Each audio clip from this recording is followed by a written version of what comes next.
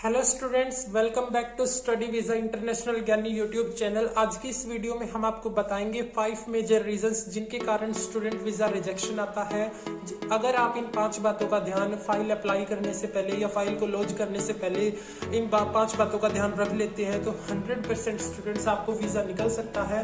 Visa निकालना Australia के case में थोड़ा सा रिस्की होता है एज कम्पेयर टू कनाडा और यूके, लेकिन इन चीज़ों का अगर आप ध्यान रखते हैं तो स्टूडेंट्स आप आसानी से वीज़ा को ग्रैब कर सकते हैं। तो उसके लिए हम किन बातों का ध्यान रखना होगा, आज की इस वीडियो को स्टार्टिंग से लेकर एंड तक आप इस वीडियो को जरूर देखें। काफ़ी ज़्यादा इंफॉर्मेशनल, नॉलेजेबल और मोटिवेशनल वीडियो ये स्टूडेंट्स के लिए रहने वाली है जो आने वाली 23 फरवरी, जुलाई, नवंबर इनटेक के लिए ऑस्ट्रेलिया प्लान कर रहे हैं।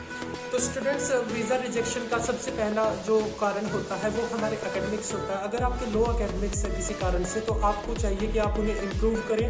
अगर आप अपने एकेडमिक्स को इम्प्रूव नहीं करते हैं तो आपको चाहिए कि आप अपना जो इंग्लिश प्रोफिशिएंसी टेस्ट देते हैं, जो IELTS या PT आप प्रिपरेशन कर रहे हैं, उसके लिए आप पूरी मेहनत से अच्छा स्कोर लेकर के आए, ताकि जो आपके लो एकेडमिक्स हैं उस पर एम्बेसी ऑफिसर का या फिर यूनिवर्सिटी का ध्यान ही ना जाए और आपके अच्छे इंग्लिश प्रोफिशिएंसी टेस्ट के बेसिस पर आपको जो है वीज़ा वो लोग प्रोवाइड कर दें। अगर आपके एकेडमिक्स भी लो है और आपके इंग्लिश प्रोफिशिएंसी भी लो है, 6 या 5.5 के साथ आप अप्लाई कर रहे हैं +2 या ग्रेजुएशन के बाद, तो दोस्तों आपको रिफ्यूज़ल देखने को मिल सकता है। तो ऐसी गलती आप ना करें। अगर आपके एकेडमिक्स अच्छे नहीं है तो इंग्लिश प्रोफिशिएंसी को आप सुधार करें।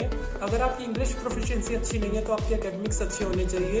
अच्छी एकेडमिक्स के बेस पर आपको यूनिवर्सिटी से स्कॉलरशिप भी मिल सकती है। बहुत सारी अच्छी यूनिवर्सिटीज़ असेसमेंट लेवल 1 की जो हमें काफ़ी अच्छी जो है इंडियन स्टूडेंट्स को स्कॉलरशिप प्रोवाइड कर सकती है। तो अच्छे एकेडमिक्स से आप, अगर आप +2 के बाद, ग्रेजुएशन के बाद अप्लाई करना चाहते हैं और अगर इस समय पर आप हमारी वीडियो देख रहे हैं तो अभी से तैयारी करना स्टार्ट कर दें, क्योंकि अच्छी तैयारी आपको एक दिन ज़रूर अपनी मेहनत का बैकग्राउंड आपको देखने को मिलेगा और आप काफ़ी अच्छे सक्सेस रेट के साथ वीज़ा ग्रैब कर पाएंगे।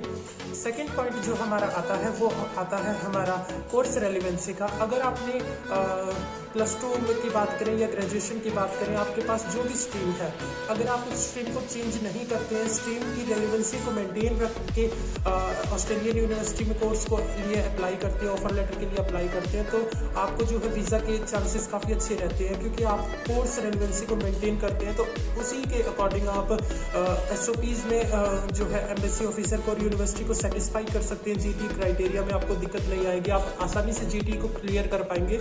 और GT अगर हमारी अच्छे से क्लियर हो जाती है तो हमें COE मिलने के बाद एम्बेसी में फाइल लॉन्च करते टाइम SOP में ज़्यादा दिक्कत नहीं आती है अपनी कोर्स जस्टिफिकेशन करने के लिए।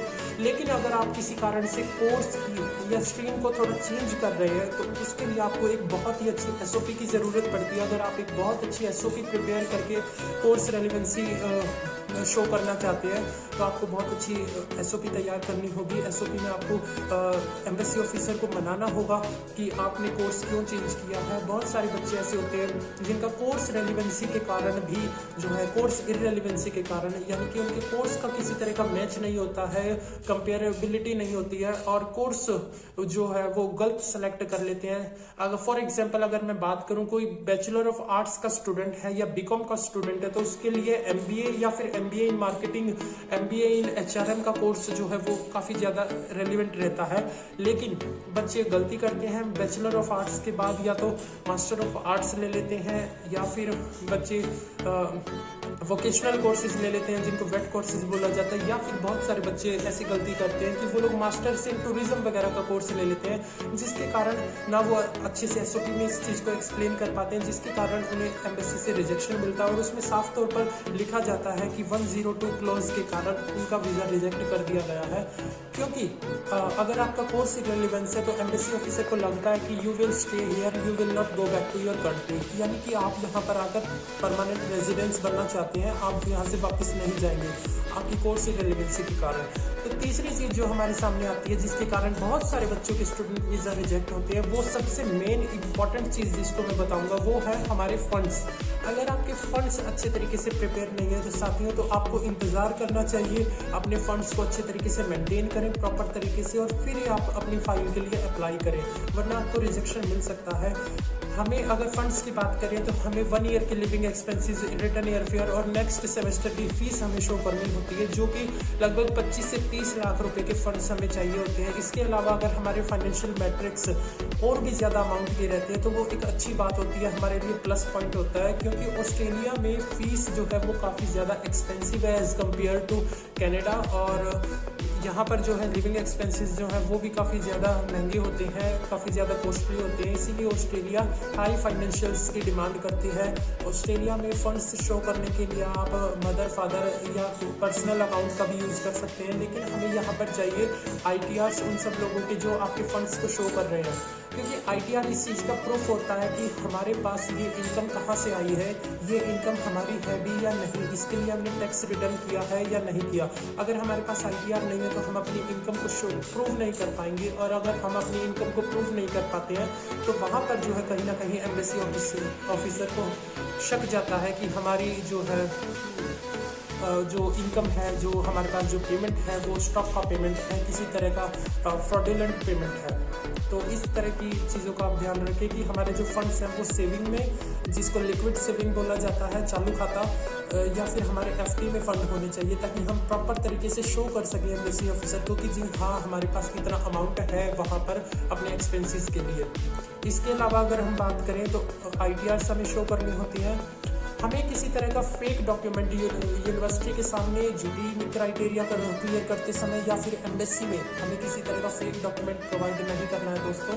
अगर हम किसी तरह का फेक डॉक्यूमेंट प्रोवाइड करते हैं तो ऑस्ट्रेलियन एम्बेसी हमें बैन भी कर सकती है, वीज़ा निकलना तो दूर हमें बैन कर दिया जाएगा। इसके अलावा हमारी जो पेमेंट हमारे द्वारा की गई है, जैसे यूनिवर्सिटी की जो फीस वगैरह हमने पे की है, उसको भी स्टॉप किया जा सकता है।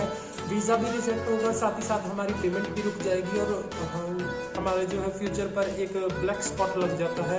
हम किसी कंट्री में अप्लाई करने के लायक नहीं रह जाएंगे अगर हम किसी तरह का फ्रॉड डॉक्यूमेंट करते हैं। जैसा कि कोरोना के टाइम इंडिया में बहुत सारे स्टूडेंट्स ने फ्रॉडुलेंट डॉक्यूमेंट्स प्रोवाइड करके ऑस्ट्रेलियन एम्बेसी को इतना ज़्यादा गुस्से में डाल दिया कि उसके बाद लगातार रिजेक्शंस हमें देखने को मिले, काफ़ी ज़्यादा स्ट्रिक्टनेस हमें देखने को मिली, और वीज़ा भी काफ़ी ज़्यादा रिजेक्ट हुए थे। इसके अलावा हम बात करें तो SOP जो कि 5th मेजर रीज़न होता है हमारे वीज़ा की रिजेक्शन का। अगर आपकी SOP आपने अच्छे से तैयार नहीं की है, SOP is a medium of conversation between student and embassy officer. Embassy officer और स्टूडेंट के बीच में बातचीत करने का जो एक जरिया होता है वो केवल हमारी SOP होती है। तो हमें अपनी SOP बहुत ही अच्छी तरीके से प्रॉपर तरीके से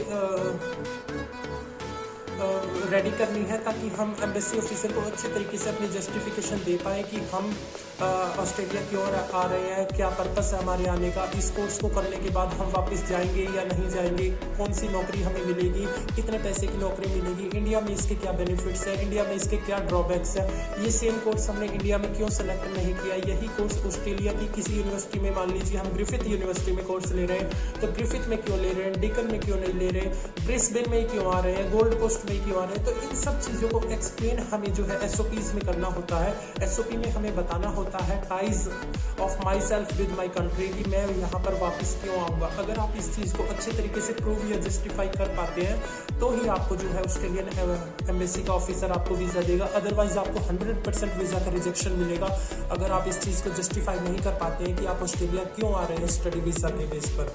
इसके अलावा इंटरव्यू एक मेजर रीज़न होता है जिसके ऊपर 90% स्टूडेंट्स का वीज़ा रिजेक्ट किया जाता है, क्योंकि बहुत सारे बच्चों के GD क्राइटेरिया जो होते हैं वो एजेंट क्लियर करके देता है, SOP जो है एजेंट क्लियर करके देता है। बहुत सारे बच्चों की इंग्लिश प्रोफिशिएंसी वीक होती है, या फिर वो डीमोटिवेटेड स्टूडेंट्स होते हैं जो इंटरव्यूअर के साथ फ़ोन पर बात नहीं कर पाते हैं। तो फ़ोन जिसको टेलीफोनिक इंटरव्यू बोला जाता है, जो कि एम्बेसी के द्वारा आता है स्टूडेंट को, अगर आप वो नहीं क्रैक कर पाते हैं तो भी जो है 90% आपको वीज़ा रिजेक्शन देखने को मिल सकता है। तो थैंक यू फ्रेंड्स, वीडियो को ज़्यादा से ज़्यादा शेयर करें, लाइक करें और चैनल को सब्सक्राइब करना ना भूलें। अब से रेगुलर अपडेट्स के साथ आपको ऐसी इंफॉर्मेशनल, नॉलेजेबल, मोटिवेशनल वीडियोस मिलती रहेंगी।